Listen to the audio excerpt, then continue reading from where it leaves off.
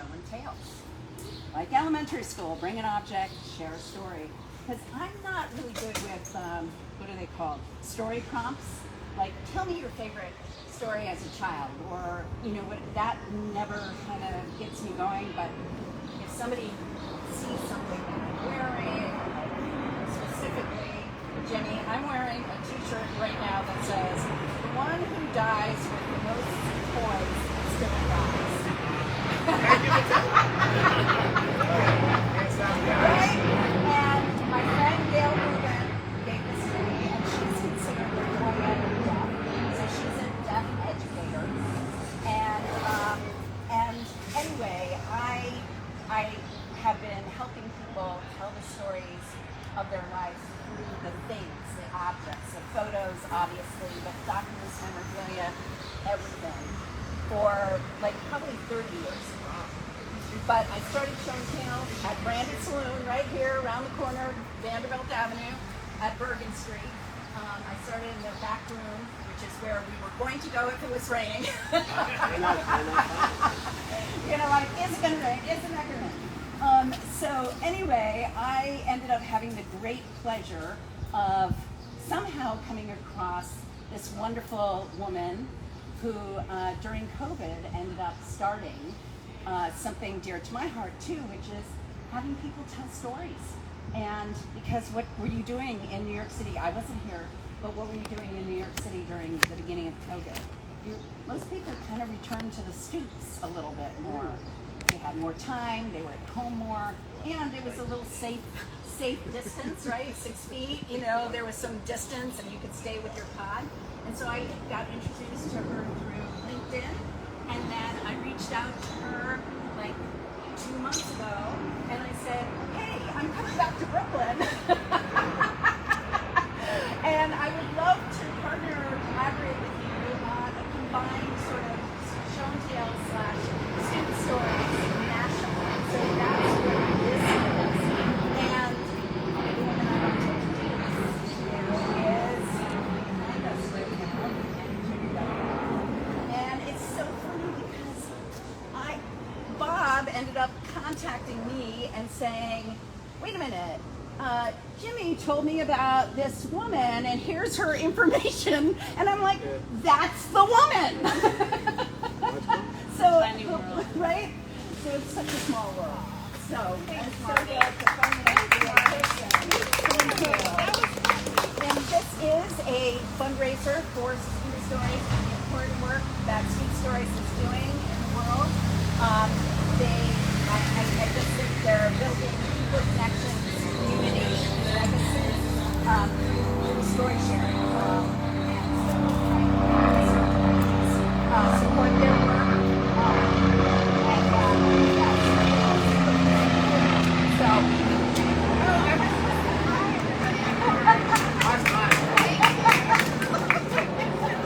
And Andrea, our amazing production intern, is social media as well. We are just so thrilled to be here. This is actually our first official workshop. Experience workshop, and the artist suggested it. I was so thrilled. And I was like, we're swamped, but if you which she really did. No, we're really excited. I've always been really connected with objects and the things in our lives. And I read that book, What We Keep, which I was really moved by. And so it was a synchronicity thing. And I went to one of Martie's workshops. And so StoopStories, since the beginning of lockdown, we have been documenting stories and connecting neighbors through these stories on stoops and celebrating stoop culture at a time of isolation for many communities and trying to amplify stories that really need to be told from groups that are underrepresented. And so we have been mostly doing photography, written stories, and video pieces, but now we're starting to, we realized for real true connection, we'd also love to be able to be hosting workshops. So now we're suddenly doing 4 this summer. This is the first. Yeah, so it's very exciting, and we're just so happy to be here and hear your stories. And yeah, it's very moving. Thank you, Martie. Oh, Amazing, you're welcome. amazing. You're welcome. And it's just so lovely to introduce my biggest passion passion is in introducing my friends and my community to other people doing important healing work, because I think that this is healing work, to just have these opportunities to come together and to share stories. So I'm so grateful to Tom and Bob, who has this right? This is I know, on my old block, which is fantastic. And the first experience that I've ever done it outside, except for Central Park, where I did go and do like a show and tells in the park, where I just stood there and like asked people to tell stories of what they were wearing. So anyway, without further ado, I'm going to start with just one story of to just kind of give a little background so I have 24 different themes for show and tales. Today is things that matter, which means anything is welcome as a thing that matters. But I have cards, letters, and thank you notes, love letters, lockets and valentines, HIV and AIDS, scars, tats, and piercings, like tails, paws, beaks, and claws. Speaking of which, our little fur friend right here. But one of the things that I wanted to share was, and I'm not going to share all of these, but I met this lovely woman 30 years ago. Woo! Over 30 years ago, when I had just broken up with my first girlfriend of 11 years. So we met and fell in love like 6 months later. But I'd never been a single lesbian. I wasn't ready to move from Western Massachusetts to Albuquerque, New Mexico, where she lives, and get into a full-time relationship with her. So we kind of parted ways and went about our lives and did our own things, all life as it happens. But 4 years ago, I was out in Albuquerque for a conference, and I reached out to her. Then 3 years ago, at the beginning of COVID, right? Something that changed all of our lives, in so many ways. I ended up writing letters. I wrote a letter to her. And during the next couple of months, she ended up... Sorry. That's okay, honey. That's okay. Don't worry. Don't stress. Don't stress. It's this is not rocket science that anything's happening. It's okay to happen. But there's so much information now about, like, so many people say, oh, old love letters, you shouldn't keep them, So there's like a question: do you keep them? Do you not keep them? Do you burn them? Do you rip them apart? Do you whatever?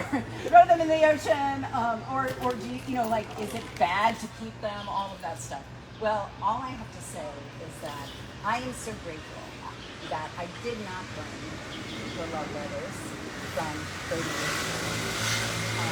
And now I am able to put the new love letters 30 years later into this packet of cards.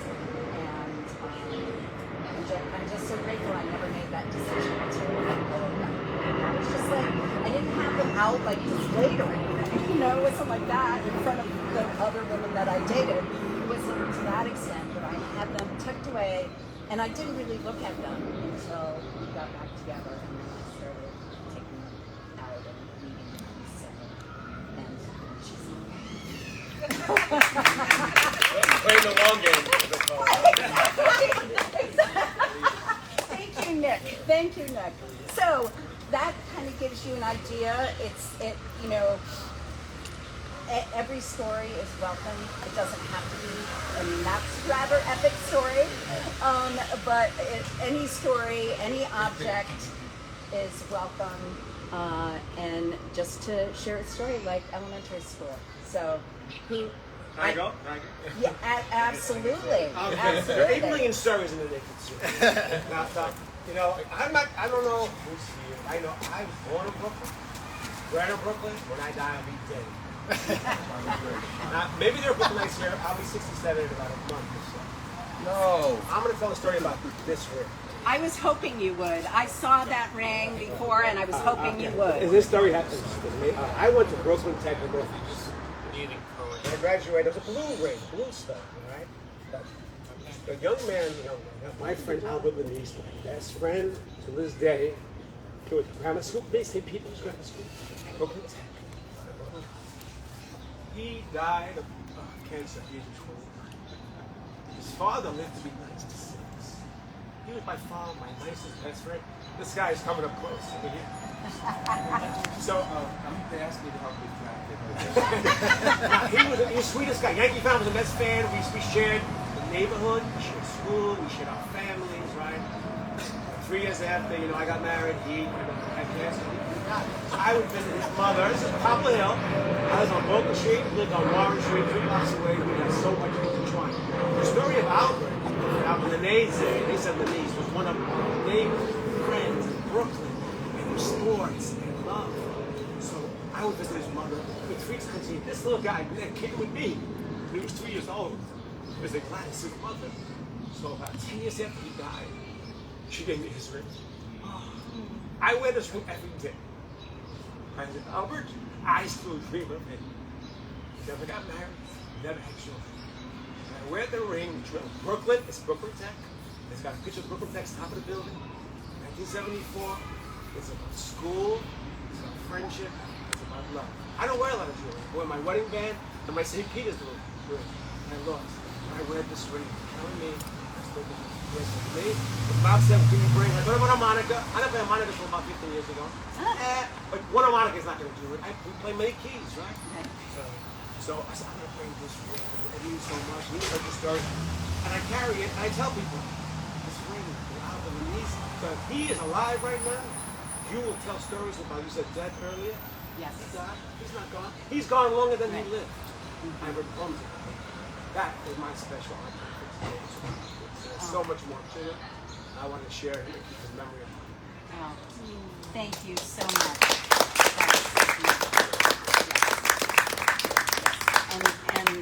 And that's great because I didn't give sort of the background of my T-shirt from the Diana death, but I didn't purposely seek out connecting with the deaf care or the patient community, end of life community, or funeral planning, or death doulas, but it just naturally started happening because people like you brought objects from people who passed away, and it's what they keep to remember their loved one by.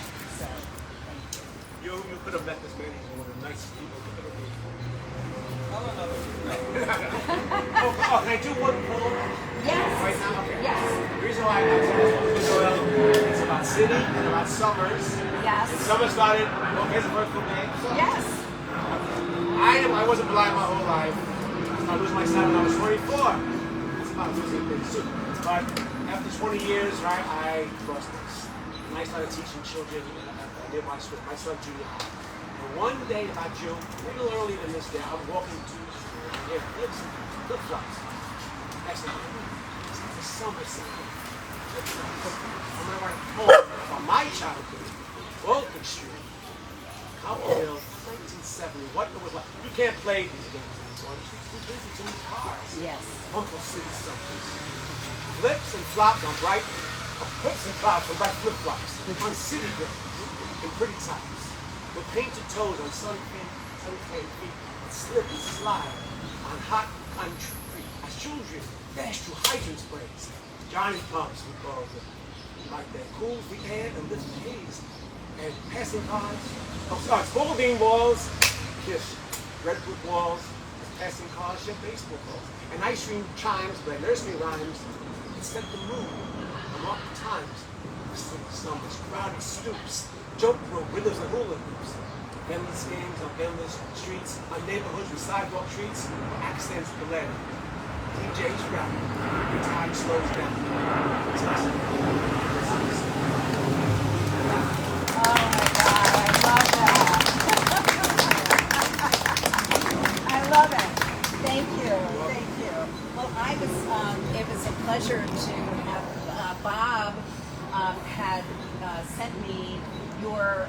your audio of your Stoop home. That was about a month ago. We've not worked that way.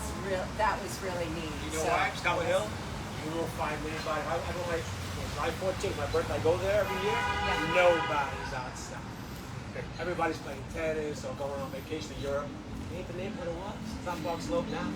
That's why I walked that point. Where'd everybody go? Stupid said, Where'd everybody we go? sat there every night, the ice cream, so many things.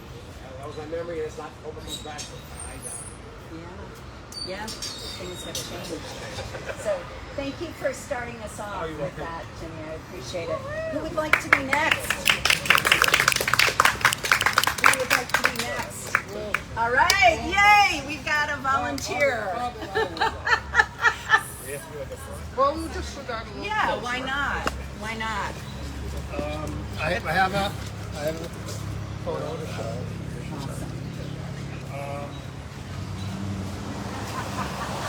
This is actually Bob and I the day after we moved in to our house in 1993.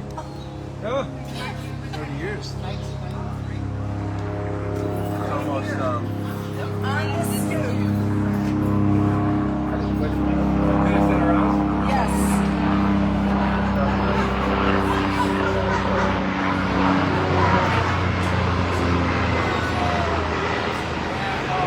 Well, there's a story to tell about that. We were living in a small apartment.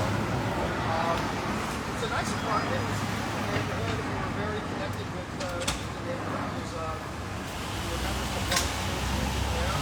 We had their own Bob planted all the trees in the village.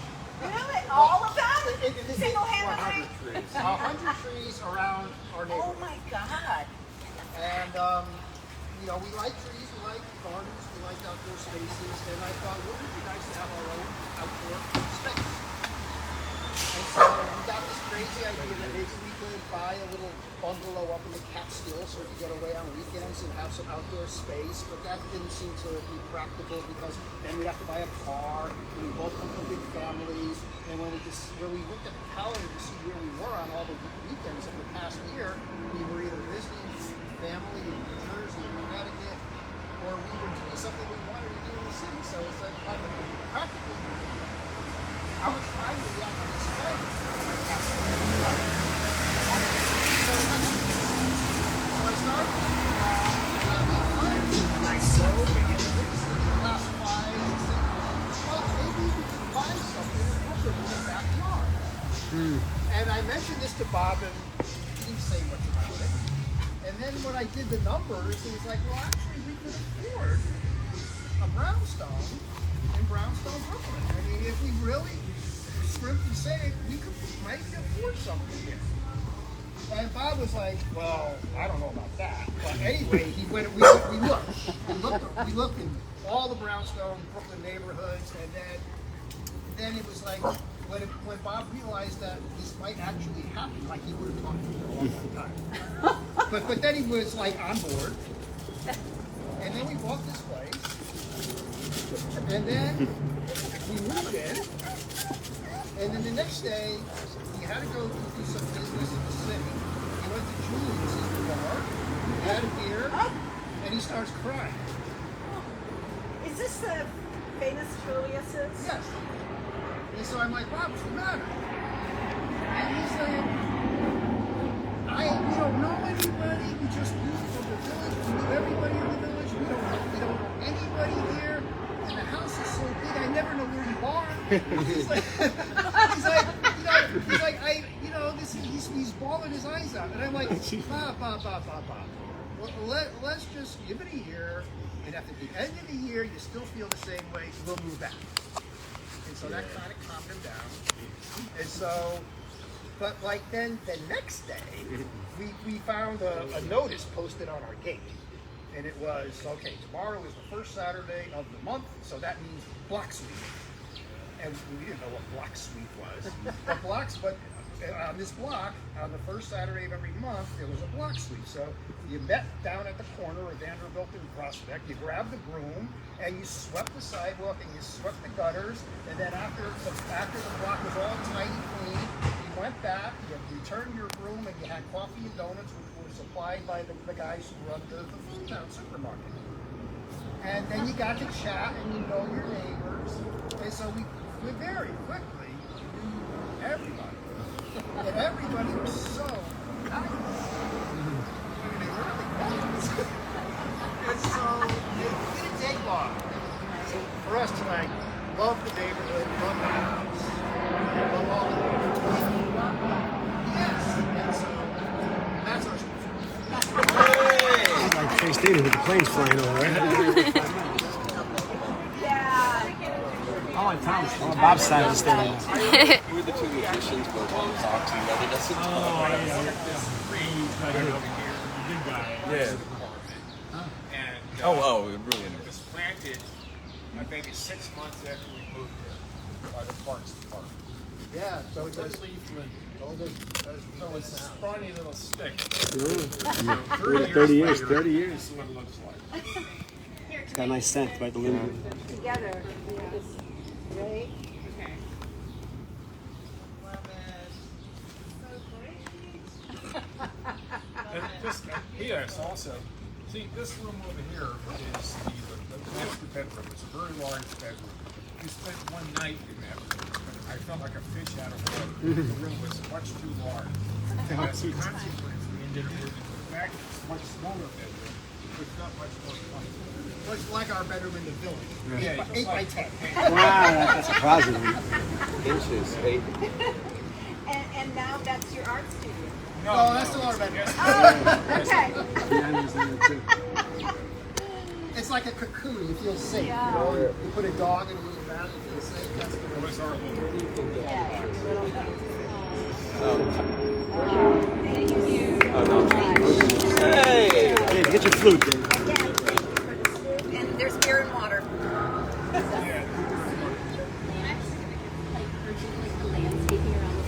Oh yeah, yeah. Actually, the city made us make that even bigger than the tree. Yeah, because the roots were making the sidewalk come up, so it needed a bigger tree thing. So yeah, so but the city heard it. Yeah.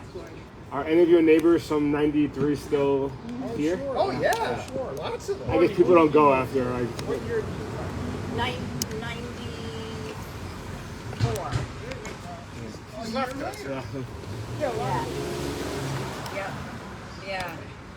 No, there are a lot of people that are still, that's the beauty of Prospect Heights. Is that there's a lot of people. Oh, yeah? And this is Gretchen. And that's Holden. And who's the puppy?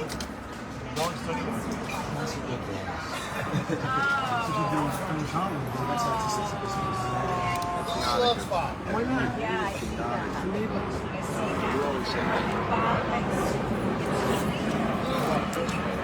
He's French, like me. Okay. French bulldog. We're gonna eat.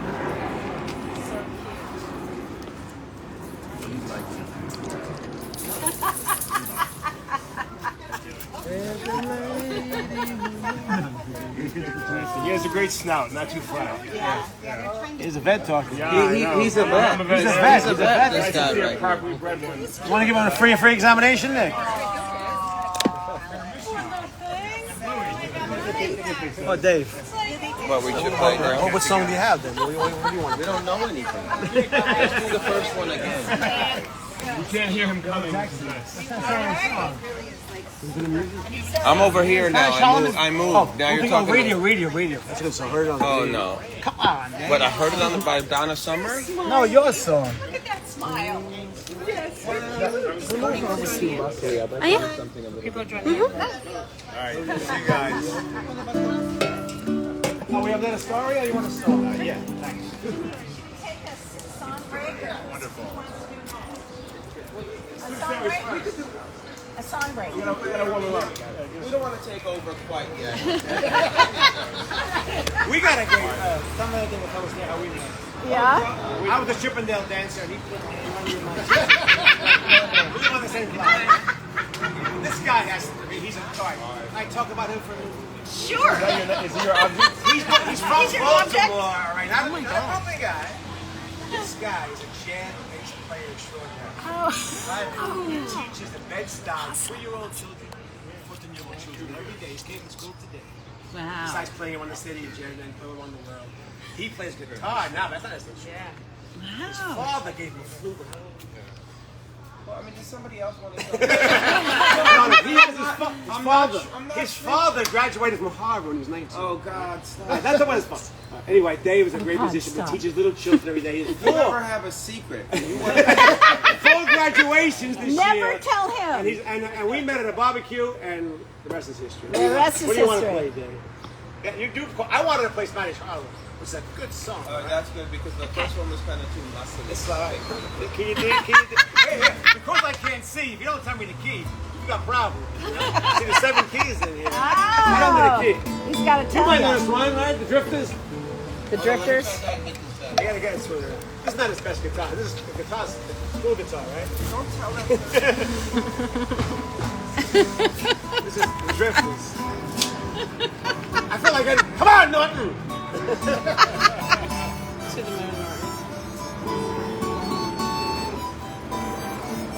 Tim Reed, man.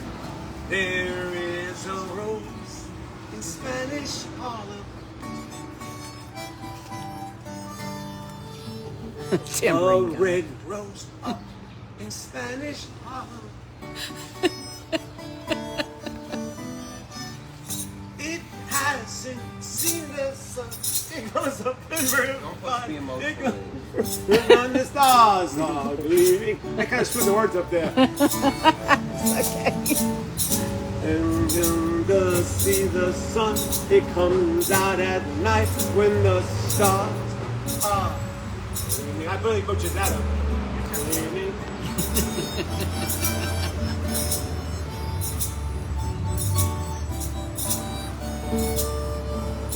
There is a rose in Spanish Harlem. A red rose up in Spanish Harlem. I point towards Harlem. Yes. Yes. With eyes as black as coal that look down in your soul. That only comes out, I beg your pardon. It grows right in the street, soft and sweet and bright and me. I'm gonna play for a while now. All right, you ready? Is that good enough for you?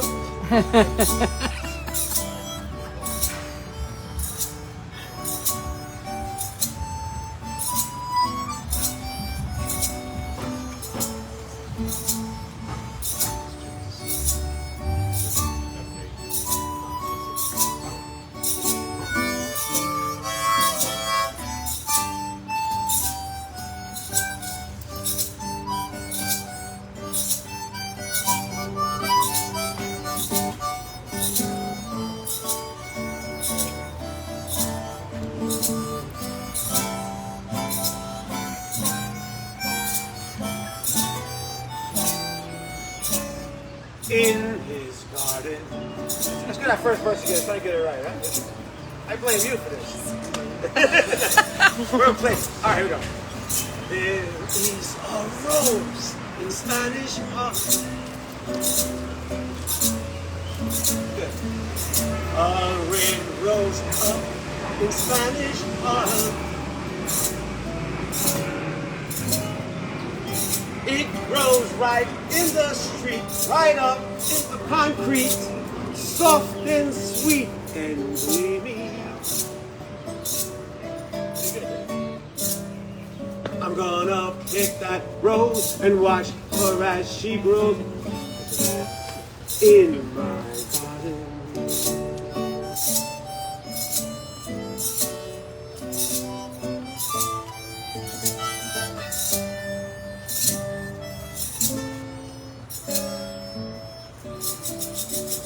City song, Love Manhattan. Look at the lyrics yourself. All right, come on, who's next? Let's somebody else. All right. Someone on the stoop, maybe. Someone on the stoop? Karen. She got a story. somebody who hasn't shared who's on the stage.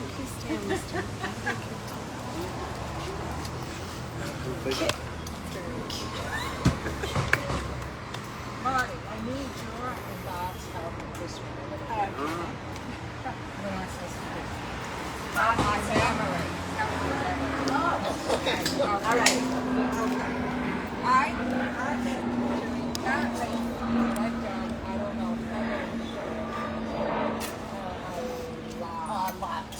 So I know I'm going to do one of these. Like I just 25 kind of run of them around at the house. Oh, that's all you have to do. I gotta find something. Knowing that I was going to be here, I asked myself, how did I meet Marty and Bob? Oh, I know. I met the two of you in the same place. Yes, the Brooklyn Botanic Garden, but I don't remember how many years ago. I don't even. My memory sucks. We met in a street free workshop. I don't even. At the My Brooklyn memory sucks.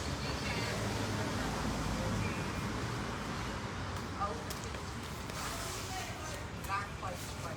Right. So, We're tree huggers from way back. yeah, Brooklyn, a tree grows in Brooklyn. Ah, yes. So, I was laughing when I was talking about Bob and Marty about meeting. And because after Bob left, he wrote me in this total and he's so involved in so many community efforts. And next thing I knew, I was involved in the Prospect Heights house tour because of him. Prospect Heights tree. And then we started out the Prospect Heights Street Tree Task Force. And Marty was involved with that. Yes. So what? Got a T-shirt. Oh, I should have worn my T-shirt. I should have worn the T-shirt. It's such a nice T-shirt. So, what is the theme of tonight? Essentials. Gloves. Things that matter. Things that matter. I have gloves for every occasion. I have so many different kinds of gloves, it's unbelievable. Only a tree hugger who's like Bob, a licensed citizen tree pruner, would ever have gloves like this. These, I don't know how many pairs I've worn out. These are padded, breathable, washable gloves. These are the most amazing gloves. They come in different sizes. I can't tell you how much I love these gloves. They're amazing. Where'd you get them? Online. Your mom can use them, Nick. Actually, the first pair I found was at the Philadelphia Flower Show. I have two pairs at home. You can tell they've been used. They all clean. Feel free to check them out. I love these gloves. There's nothing like safety first in protecting your hands. Absolutely. I love them. Something for mom to get, Nick. Check it out. I have one other thing to show. There's more. People see this. Bob has one. I'm sure you have one. Oh, watch out. Holy moly! Who's that, Nick? This Can is you get on the subway with that? Get her.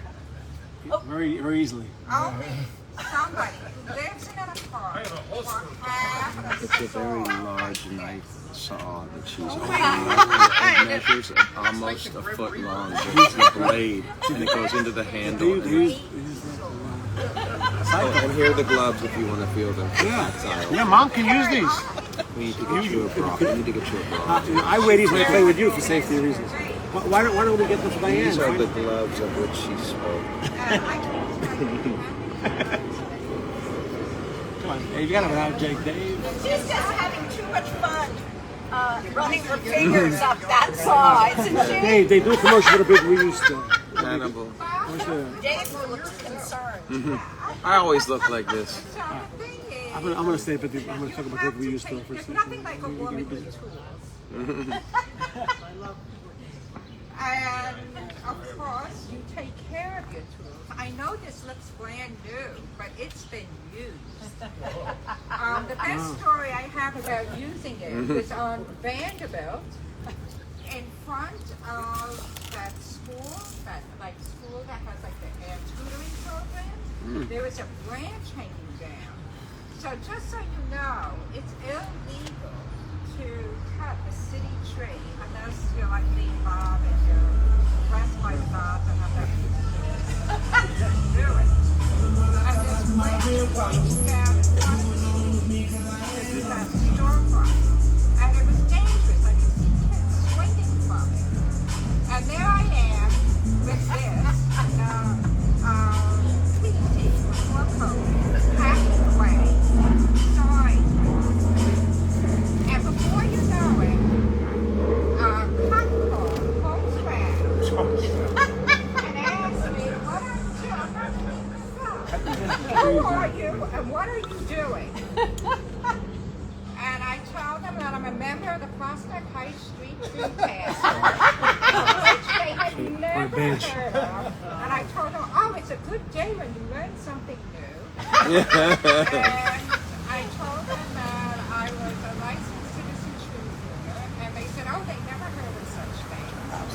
And I flashed out my piece of paper, and they, Bible. said, okay, no problem. I took this piece of paper and I read it to them.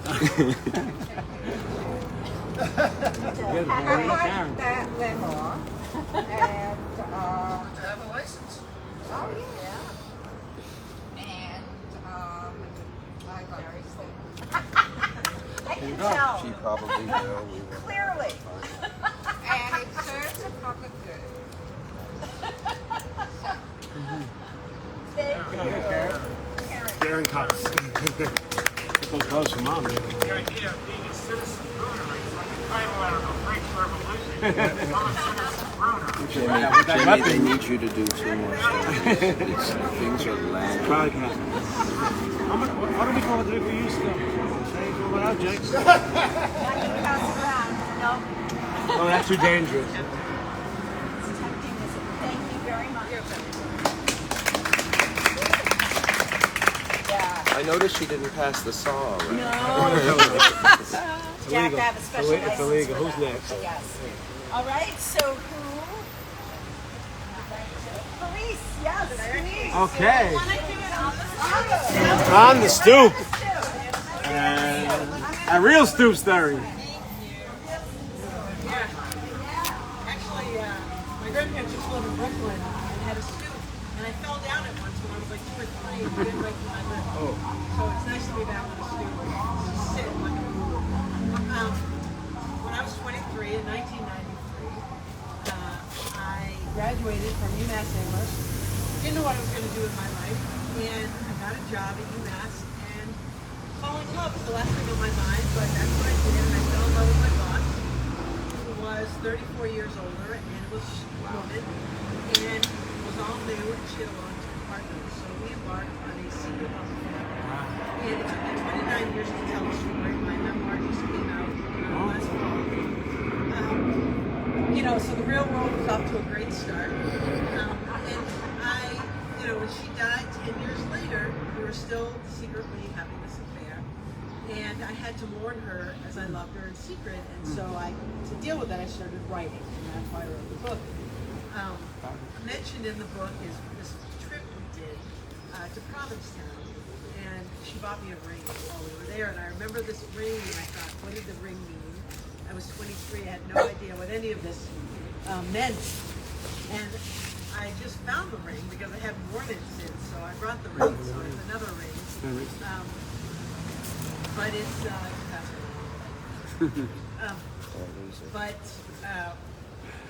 the one person I could talk to, I couldn't really talk to anybody about the story and now that it's come out, I named the book Half In because after that I had only been ever half in any subsequent relationship with a man or a woman after Sarah, and I thought that when the book finally came out, I would be able to be all in, and that's what I hoped for, and I just did. The book is really, coming out really after all these years. That's how I felt. I just did a talk in March with Rita Mae Brown, who endorsed the book. I mean, she's an icon. She endorsed my book. She loved me. She's amazing. But through the whole thing, from the secret from the beginning, there was one person who had my back. The only one I could talk to, and that was my uncle, who was like a big brother. And we were always so close. And he died 7 years ago of cancer. But when I graduated from college 30 years ago, as a gift, I played Division I at UMass. And so I was kind of sporty. What sport? And he bought me these shorts. What sport?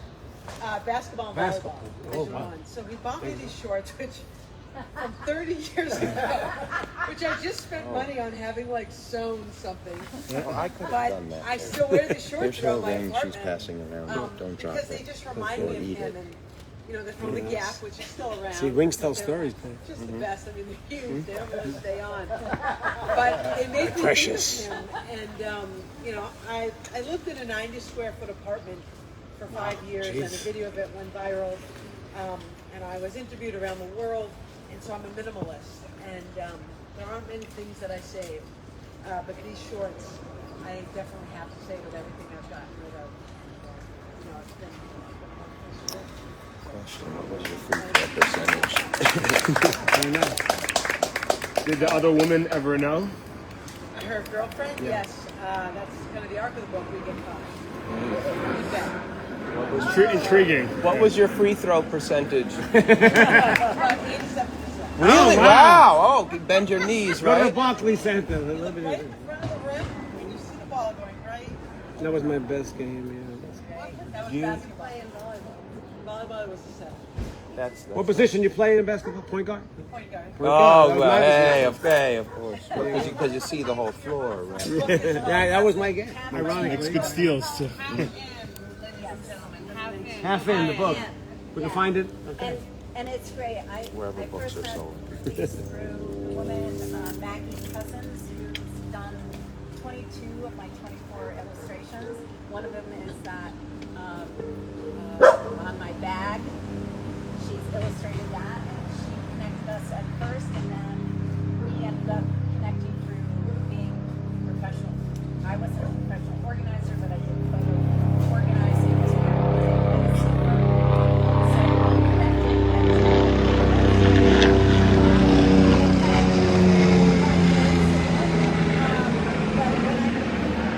got a hold of the book, I found out about talks about getting to that event with Allison Gilbert. We had talked about the process and wanting to put that out into the world.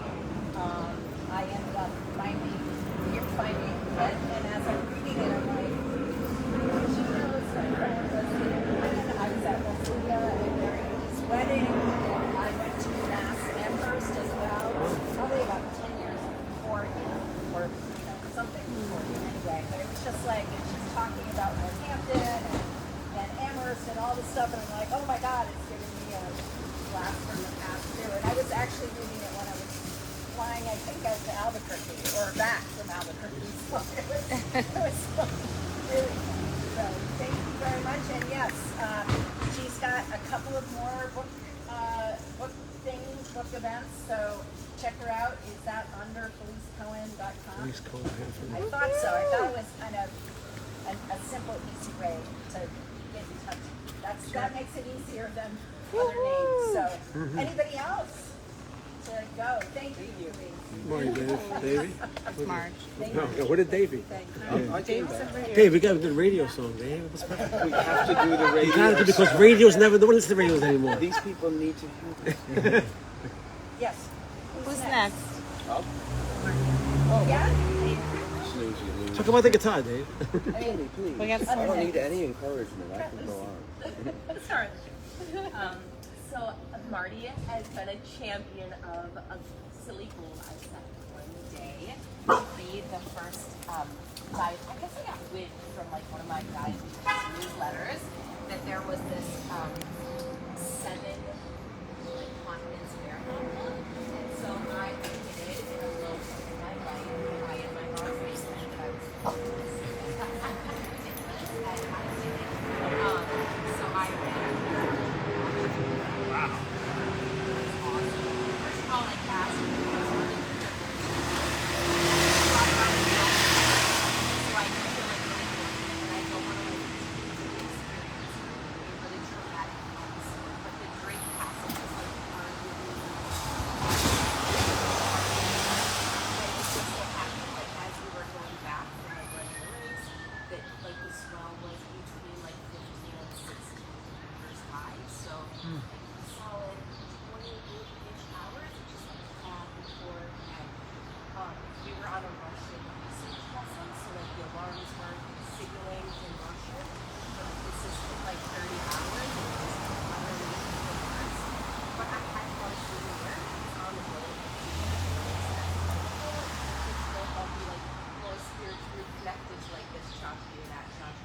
But after like getting off the boat, I was like, I need no charges. But like on the way back to the, or on the way like from Ushuaia, like to where they dropped us, like they should drop us. And then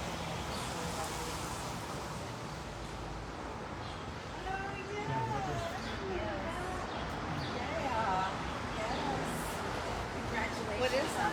What is it of? it's just like a magnet with like a Oh, nothing okay. Oh. like that special, but it's yeah. It is special. It is beautiful.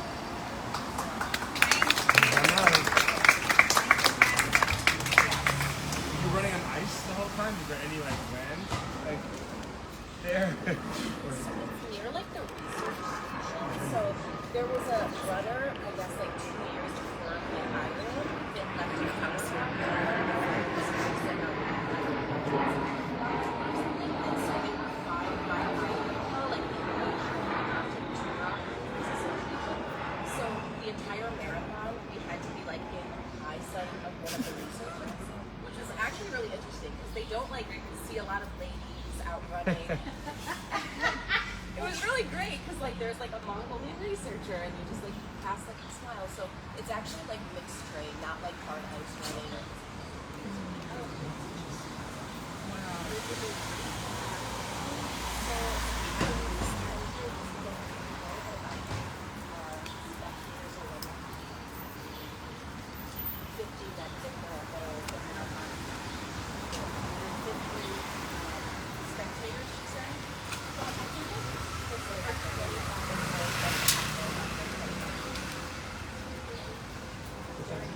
Congratulations. I know.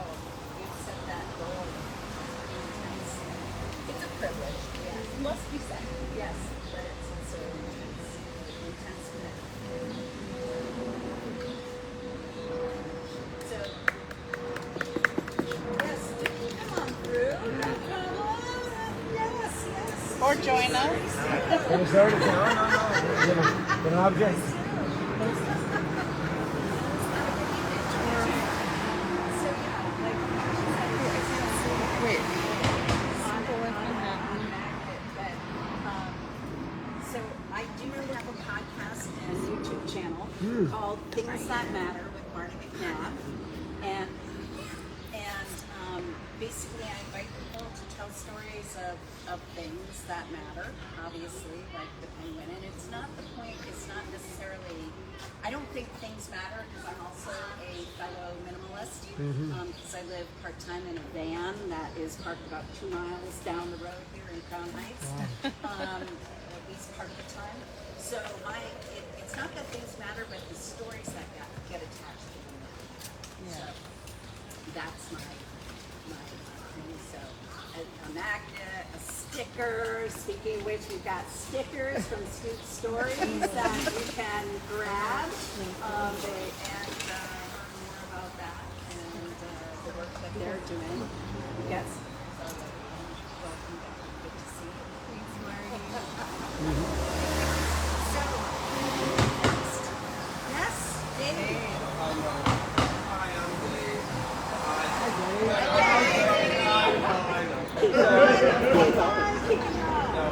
I'm editing myself already. But what I said, no. So people who know me know that I bike around everywhere and I carry on this backpack like everything that you would need if anything ever went wrong. And I'm not going to bring out that bag now. I put it inside, but it's like every bike tool that you don't need to carry around every day. I carry around and a little sewing kit and zip ties and like just stuff and like a little container of clonazepam if it comes to that. I wasn't expecting a laugh for that, but I'll keep going.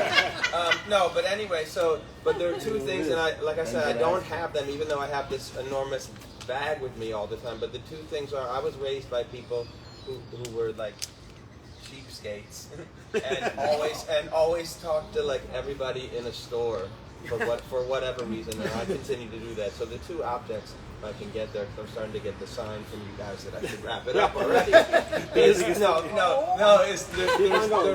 There are two things, which is from my mom. I learned sewing, and there's the sewing kit that I carry around, and it's not her scissors, but at home is the Russell Stover round tin that she used as her sewing kit and her scissors. And then on my dad's side, if I can be so un-PC, I have all these tools that came from him. But the object that I'm aiming for in the story, I gotta wrap it up. Is that in the mornings I would go into my parents' room. There was one time I didn't knock. That's not the point of the story. but I need a copy of this video too. My lawyer. No, is that my father in the solid underwear is where he kept these fancy combs from Tapestry and Evelyn, which I used at that time because I had a full head of hair. I wanted more of a laugh there, but I'll so no, wait. But also in that drawer, and he was a musician, unlike me, and he had a broken wooden piccolo. I grew up playing flute, and it's missing the tendon, so it doesn't attach. And they always say you want to do better than your parents, or like you want your kids to do better. And in my sock and underwear drawer, and I'm not inviting you to go there at any time, is thank you, yeah. I'm going to get an agent after this, but is that exact broken piccolo, which I don't intend on ever fixing. But you learn things from your parents, and what do you keep in your sock and underwear drawer but the broken piccolo, and I can send it, if you want to see that later, you can go to the moth. So this is the moth. But anyway, thank you for listening. All right, baby. Yeah, the scissors, and the broken piccolo. Broken piccolo. I love that. There you go, baby. See, that's like 4 minutes, Jimmy. That's very good. That's what those ones tell me to get off. That's what you should be aiming for in the future. You see why we headed off together? Thanks for looking at the smoke. So descriptive that I felt like I was holding these items. Right? That was really, really neat. And I love the fact that it's like, a lot of people love it. And Bob has come to several of my events when I had them. Well, he came to one of my first ones. You both came to one that we were sitting around a table at Brandon Saloon in the front, because there was only like 5 of us. And the thing about Bob is they can, they travel the world. So a couple of times he's brought like these just stunning things, like historic, or he's gotten this from, when he was, in some country, he brought something back, and it's like these really amazing objects. But we also have people like a couple of women showed up in Branded Saloon in the back room, thinking it was something else, not show and tell. But when we saw them, a friend of mine said, "Show and tell," and we were like, "Let's show and tells." And so they stayed, and one of them ended up basically sharing the story of open sunglasses. And she was a teacher, and she was student. Very young. She was trying to communicate. He was frustrated not being able to communicate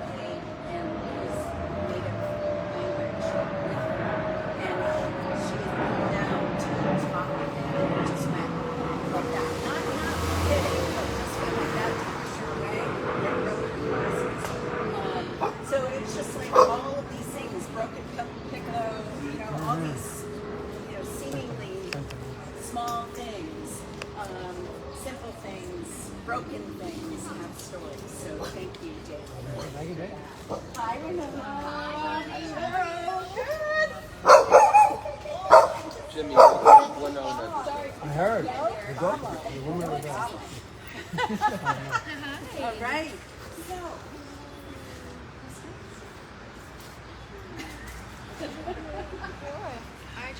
Yes, sweet.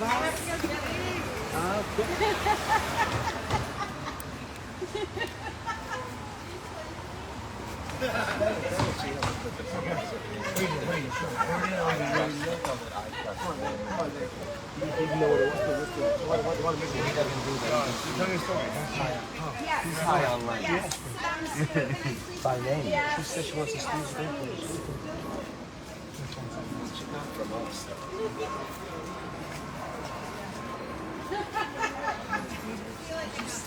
It has to be on the stoop. Okay. Yeah. That's my Alright, so, the flight path. But there's sound. Okay, deep breaths.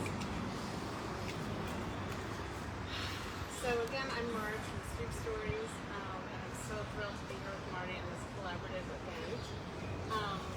One of the reasons I started StoopStories was to carry on the legacy of my father and my parents. I live in my childhood home on Bergen Street between Bond and Hoyt, my childhood brownstone, and my mother passed over 30 years ago, and my dad passed about 4 years ago. And he was like my best friend, and my kind of partner in life. And this is a little book that he made for me, for Marge. So the thing is that it's sort of the biggest show of love that I've ever seen. He started making this book for me like 20 years ago. And every time he saw a pose or a poem or something I could want to remember, he would put it in here. And he was an artist, so he is an artist. And he has gorgeous hand with architectural handwriting. And sometimes it would be a cutout from something, and sometimes it would be handwritten. And sometimes it's really hard to read, and sometimes it's not the same thing twice. And there's a few blank pages in the back. And I could read a few, but I just, honestly, I knew it was there because I made a documentary about him in like 2011. So he had shown me, this is in the top drawer of my desk, for you for later. But I think maybe after a while I stopped reading it. And it was like the first thing I looked at.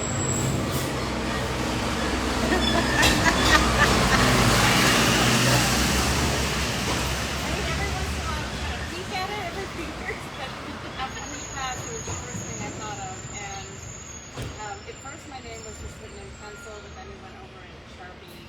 It's faded, it's got little like water signs, and now broken. Who said broken earlier? The binding is starting to break, which I could be really sad about, but it's kind of perfect. Smells good. I want to pass this around. I'm a little nervous because it's very fragile. Yeah. And I'm not sure I'm ready. Right. How about a quote? I would love. Yes, please. Please read a quote. But I mostly wanted to say thank you. There's no, I mean, I can't think of a greater show of love than to do something like this going.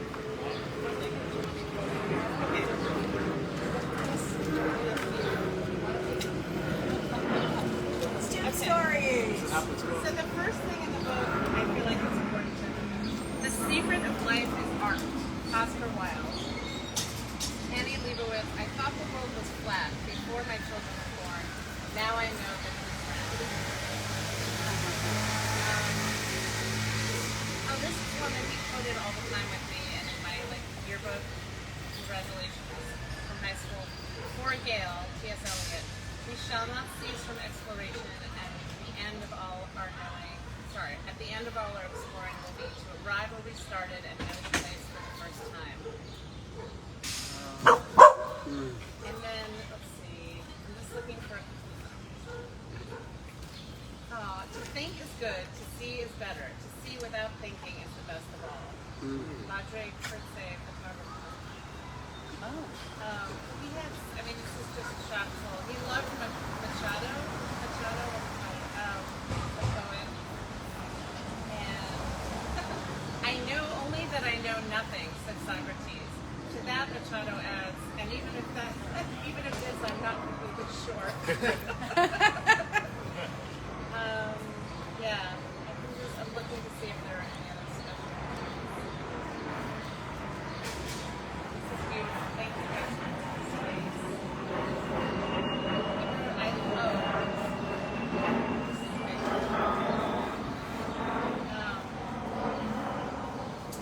From Auto Frame. Some individuals refuse the loan of life in order to avoid the debt of death. Yeah, there's a bunch, but that gives you a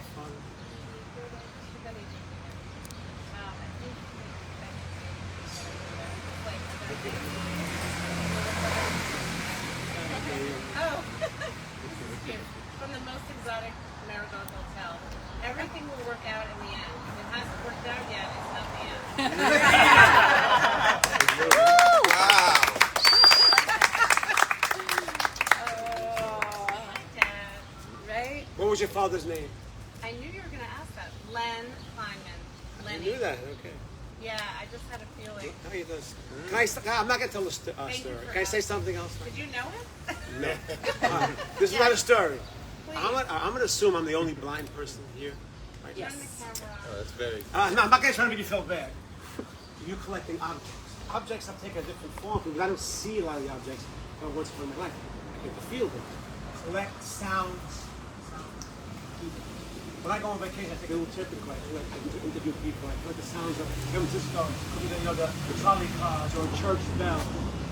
My daughter, when she was a year and a half, I have her voice. My Jamaican grandmother who came to live with us, 100 years old, I interviewed her. She talked about when the Queen came to England, when her mother died, typhoid. You might not be thinking of objects, but you see, sound is so vital, not just for blind. That's what podcasts are about. You take pictures, just collect sounds. Imagine my little girl can hear herself and hear again. My son had a child 9 months ago. I have his voice, laughing, talking. He put his first words last week. He's going to hear that someday. So All right, this is starting to sound like a story. That was gorgeous. That was really gorgeous. Thank you. I write poetry until about 20 years Jimmy, ago. that's probably enough. There's other people who want. Get over here playing with myself. You can't tell, but there's a lot of people here and they want to speak to you. Okay? I'm sorry, Dave. You know. I love it. I love it. So, I don't know, Robert, will you share? Yes, I know. Object? No? You don't have anything to do? No? Okay.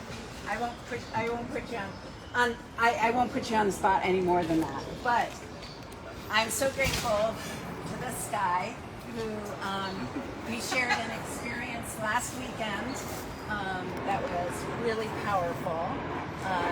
Breathing work at a location where it's called in Connecticut. And this guy named Jacob led us through this whole process of breath work.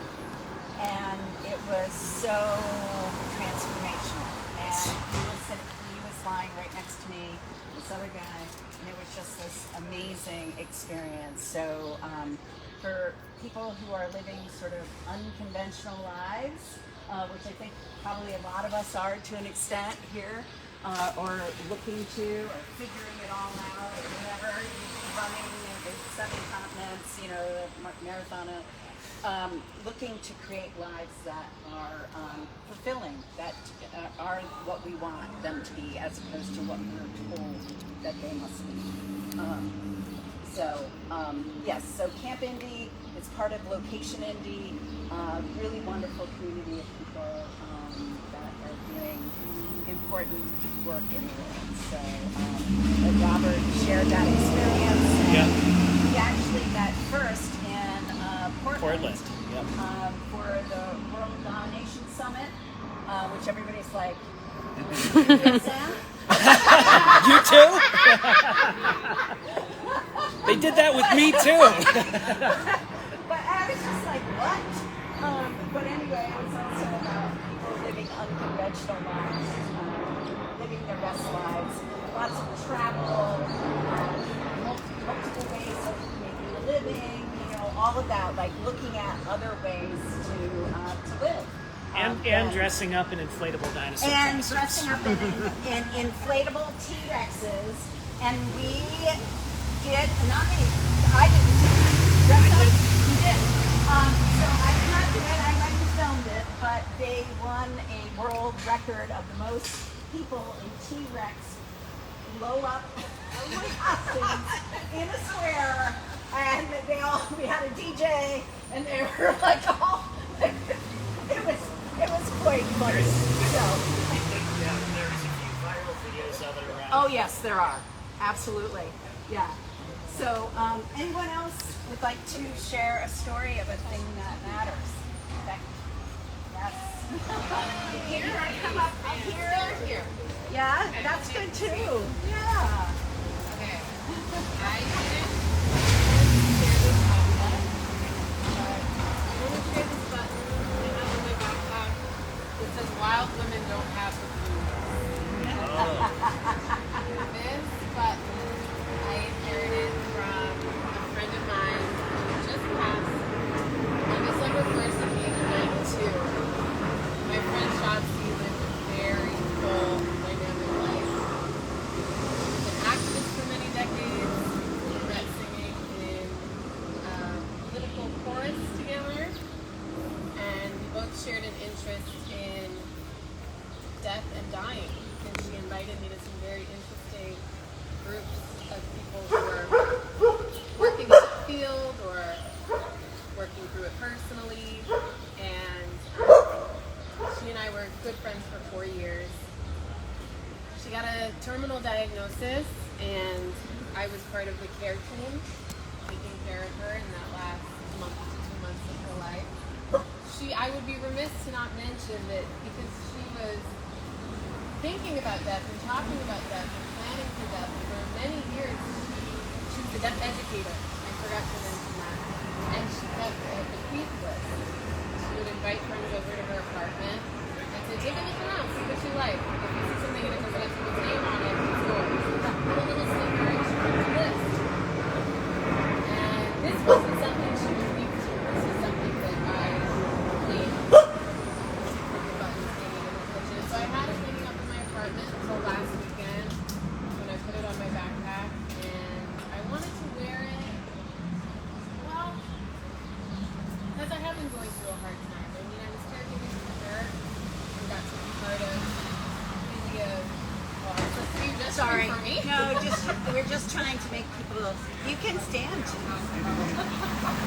you need little signs that say you can keep walking. Yes, or you can stay. Yeah. But so I just wanted to share that part of why I was really feeling it and wanting to channel this energy and like carry it with me in the world is because I've also now been caregiving for my dad for the last 4 months. Very likely that I'm going to cry while talking or after right now, but that's just my story. I'm going through a cry time. I've got the blues, but this button, it just, I mean, I know it's not the entirety of everything. I know everyone gets the blues. But there's something that feels so good about being like, you know what, I just gotta get a little more wild. Like, that'll fix it. And she was a wild. I don't know if you shot that. She was an African type. Her mother was a duck. She was born in 1930, and her mom was a lesbian too. She was an anti-Zionist Jew who really found her political home in the choice of peace. Very outspoken, very happy, very empowered in the world. Really a one-of-a-kind woman that has but let's be like, channel some of that energy and carry you through what is like a pretty blue time. It's beautiful and it's rich and it's full of love and it's full of healing and I'm so grateful. I'm very alive right now. And also sometimes I'm just blue. Yeah. Thanks everybody. Thank you.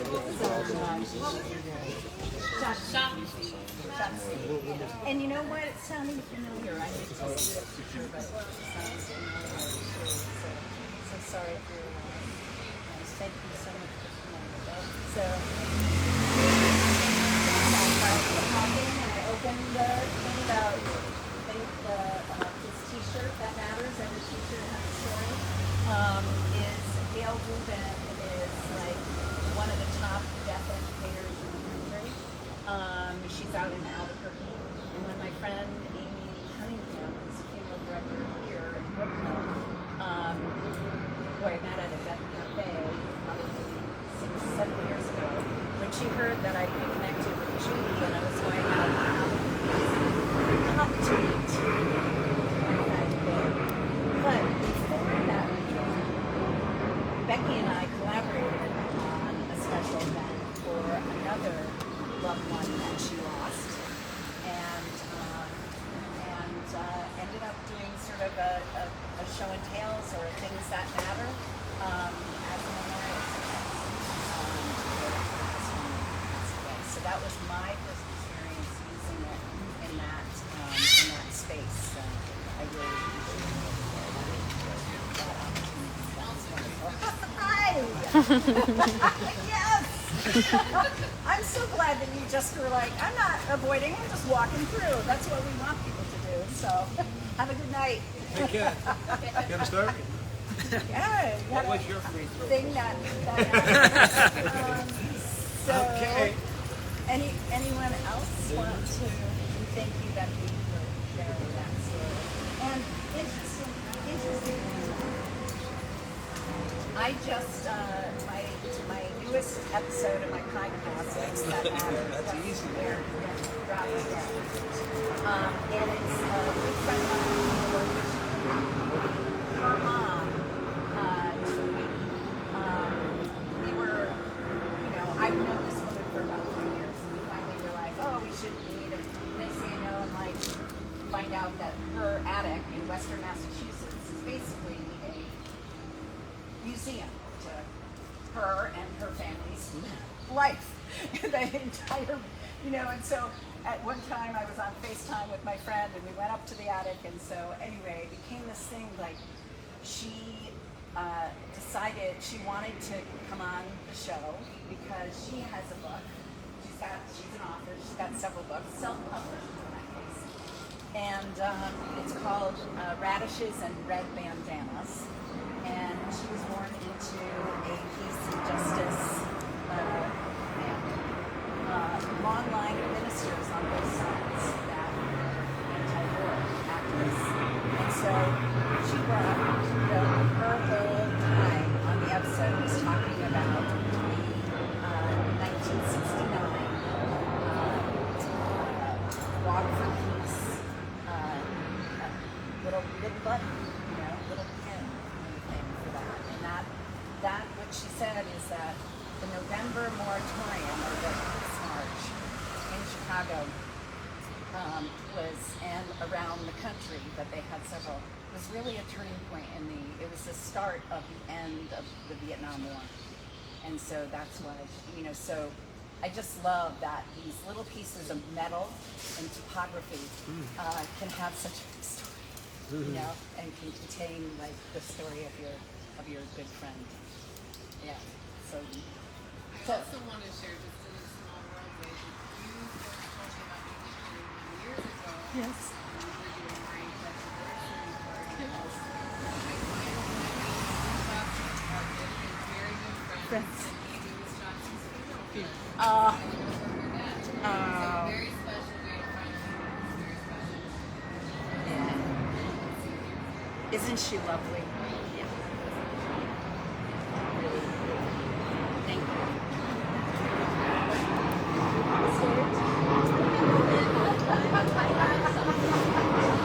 I will forever remember this because I have one of the best testimonials, one of my first and best testimonials.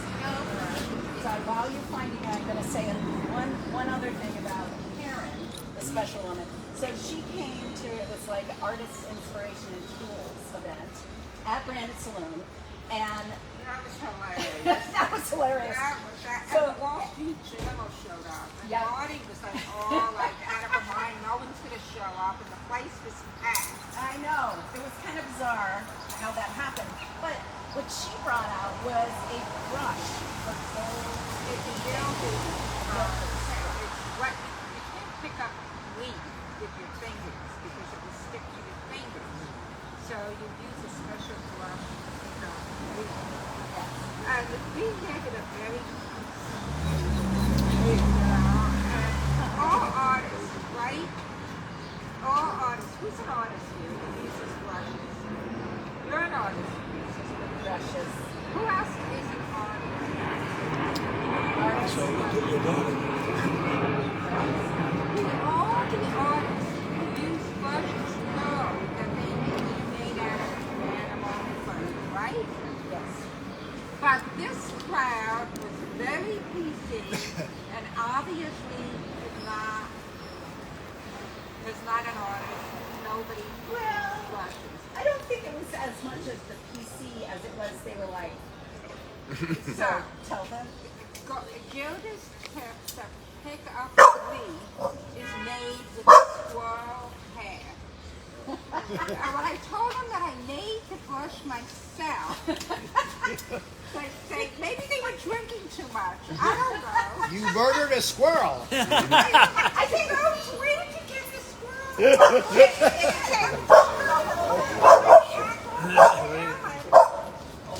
I think that they didn't wait like that. It was mine. My story was no longer mine. No, it wasn't. They keep her stuff.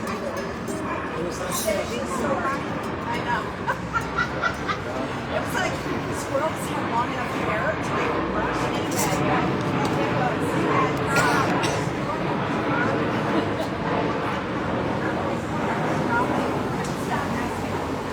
So, do I know? So I hadn't planned on sharing anything, but then I was listening to what you were talking about, and I was listening to what this gentleman here was talking about. Jim. Hello, Jim. I'm Winona. Hi, come on. And Shotzi's best friend over there. And it got me to thinking about something that I carry around with me all the time. That, you know, it's funny, if you go through a person's handbag or a bag or something just randomly, you'll find stuff in it that looks pretty garden variety, like this little Timex watch. And, you know, everybody's got one of these, what's not these, right? But this one I carry around with me because it belongs to my father, and he died fairly suddenly about a year and 2 weeks ago. 2 weeks before he passed away, he gave me a call, and he would always do this. He would call me and say, hey, how's it going? It's like, oh, good, Daddy, what's going on? Whenever I call and when my mother was home, he would always just say, oh, your mother's here, good. But if, you know, Mom wasn't around, he would just talk, and he would be home. So I was like, oh, what's going on, Daddy? He's like, hey, you know there's those bison steaks and the elk you sent me for my birthday and stuff like that. And I was like, yeah. He's like, because he was on a special diet and thought this would be a nice thing for him once in a while, something that was like, you know, healthy-ish for him, reminded him of being able to eat something other than like a diabetic and heart patient diet. And he's like, you know, they're nice, but I don't want you to get those for me. I'm like, oh, okay. He's like, you know what I want? I'm like, what do you want? My parents have dogs. They're all about their dachshunds. And years ago, I got him this shirt that said the dog father, you know, it's the Godfather thing. And I got him another one, like a real man loves his wiener. So he told me that, he said, I want for Father's Day this year, I want you to get me a shirt that says my wiener does tricks. You want to see that? So I'm like, okay. So I did those things and didn't get a chance to give those to him, but we worked with him. He had prearranged everything for his cremation, but the funeral was so nice that he let us have just some time alone with him before they did the preparatory. And that was very healing. It was very good to just be there as a family, quiet and peaceful. And the woman at the funeral home left, she said, no, we don't, burn up jewelry, and here's his wedding band, and here's his wife. And so as we're leaving, my mom was like, "Who wants the ring?" And my 10-year-old nephew's like, "I'll take it." So I was like, "There you go. Oh, there you go." And also this rude thing that we found in his drawers called the final word, that you press a button and it just says the most like obnoxious answers to questions in the worst type of prose. The 10-year-old also loves that. So when I had the watch, I was thinking to myself, I don't really wear watches very often. And he had this really nice watch that he got when he was in the service. It was an Omega watch. I had it fixed for him a couple of times. But this watch was what he wore all the time. And I like to carry it with me because it reminds me of it, but it also, he always said at 1 o'clock we needed to take a meditation. So every day at 1 o'clock it beeps at me for like 15 seconds.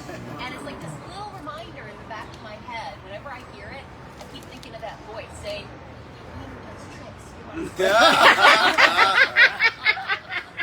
So, it's so funny. So, like, of all the things, like, he had another ring that he wore, and I had told Mom, I was like, "Think about Ryan, my nephew, was like, they were super close, and military things, and I told my mom, clear out his clothes, and I kept a few things, like the Hawaiian shirt he wore at my wedding, and with a little stain on it still from what he was eating that day. It's one of his wiener shirts. He was actually, when he died, he had one of his wiener shirts on. We couldn't find it, and we figured they must have cut that off of him, but it was one of the ones that said, like, I think it was like, a real man loves his wiener. So I was like, I can just imagine, like, the EMTs, like, working Right. on that. The last responders, right? The final word of that.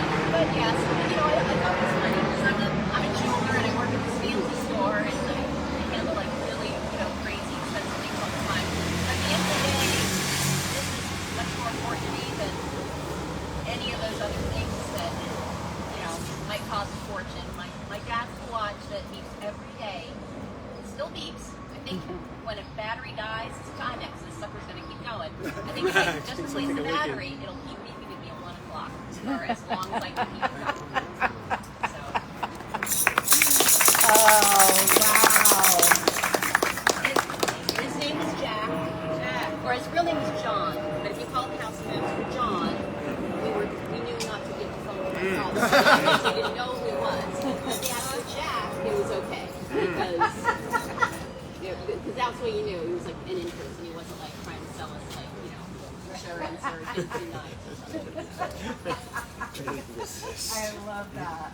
That's so great. It reminds me, so I was in Brooklyn. I made it back with my band, but I was actually out in New Jersey at a campground. There is a marina / RV park, right in the city. And I ended up going for breakfast, and I texted you.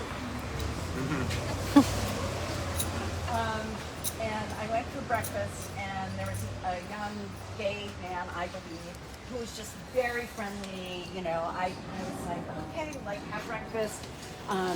And he's running around, doing all kinds of things. And I looked at him and had a watch on, and I said, "Can you tell me what time this is? I need to get to a drink." And he goes, "Oh,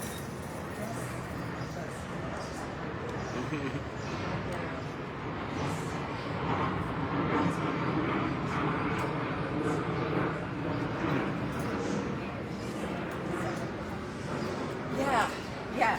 There's something about stories. Everybody does that. I'm sorry. That are inexpensive, have no monetary value, and that's what Marge was referring to earlier. Is a good friend of mine, Bill Shapiro, and his partner Naomi Wax. They traveled the country.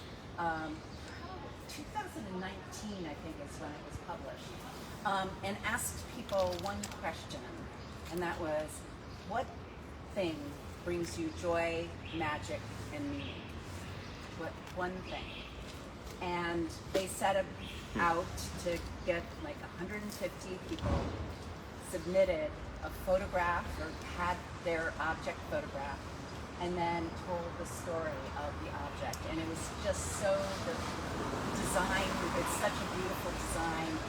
And I actually held my first book club ever for the first 2 years of COVID, and it was just that one book. We met every Sunday, and we continued to talk about it, because to me,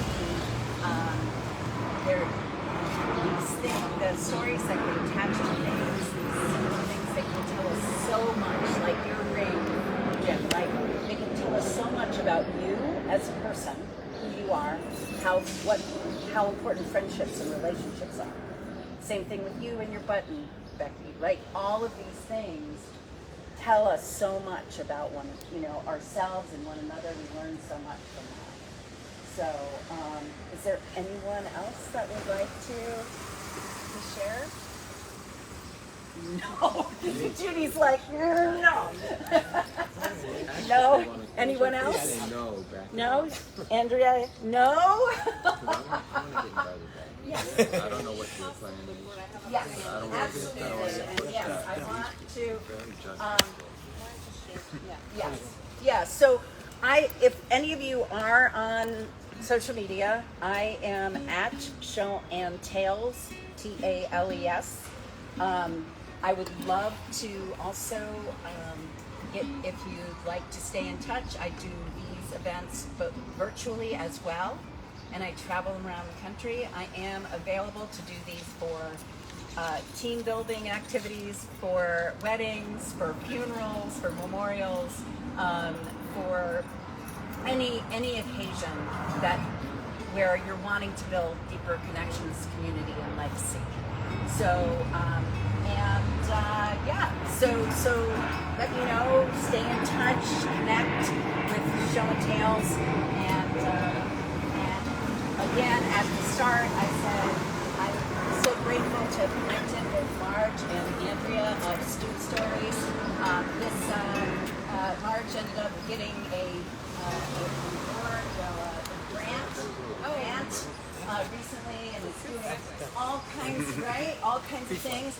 And I am not a nonprofit. I don't have a nonprofit sponsor or connection, but StoopStories has that, and this is a small fundraiser for them. Check them out, and I'm going to turn it over to you. Thank you so much. Thank you. Thank you. We are, my friend Rebecca and her son Lanny just arrived. Hi guys. We're just wrapping up, but welcome. Yeah. Unless you want to share a story. Share a story. About an object that you have with you. Like even your scarf. Rifle. I just wanted to share, yes, we're StoopStories.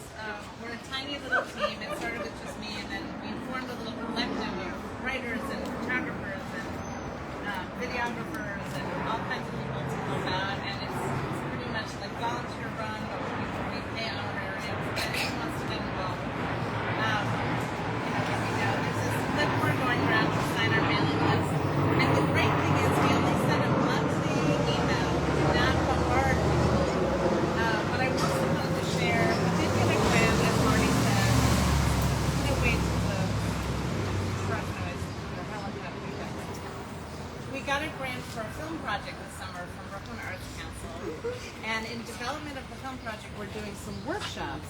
They're intergenerational storytelling workshops. And they're coming, they start a week from today. It's Thursday, the 29th of June at 1 p.m. at Heights and Hills in Park Slope. All the information is on the flyer if anyone wants it. So, and then it'll be in the next Thursday, the 6th. So it's 2 workshops, 2 consecutive weeks in the middle of the day. And basically we're sharing intergenerational stories. So it's for older adults 60 and above. I'm not going to assume who's 60 and above. And youth as well, from, I would say, did we say 15? 15 to 23. 23. We're kind of open. but we kind of mostly have the youth, but we're always looking for more neighborhood elders. Like we're thinking the mayors of the block, the grandmas of the block, you know, the people who keep the watch. The mayors of the block. I got one right here. Yeah, Yes. please come, please come. Yes, if you know anyone with beautiful stories to share, or you want to, or you yourself want to come by, I have more of these. We have more of these flyers, And you can always take a photo of it. Yes, and you can also just follow StoopStories to see where it goes, because it's all a very one big experiment. That's what life is, right? So yeah, we're going to be doing workshops and doing a film project that comes out of the narratives from this workshop. So yeah, if you have any questions, you can let me or Andrea know. And we also have stickers, of course. I keep mentioning the stickers; they're really fun. And I'm just so glad to meet all of you. And thank you so much for coming. You want a closing number? Marty, yes, Marty. Anything else before they play us out? Before you play a song, well, Yes. I just want to thank everybody for coming and sharing, and thanks again, Tom